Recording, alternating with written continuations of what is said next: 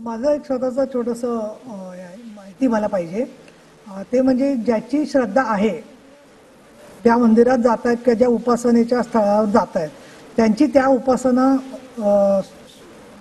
उपासनेच्या श्रद्धेय व्यक्तीवर किंवा देवावर श्रद्धा असली पाहिजे. तर मग याच्यामध्ये सगळे हिंदूच घेतो का आपण, म्हणजे घ्यायला पाहिजे असं माझी सूचना आहे. नाहीतर काय तिरुपतीला वगैरे जसं झालं की इतर धर्मीय नागरिक आहेत सगळे, बरोबर आहे, पण प्रत्येक जणाची ज्याची ज्याच्यावर श्रद्धा आहे.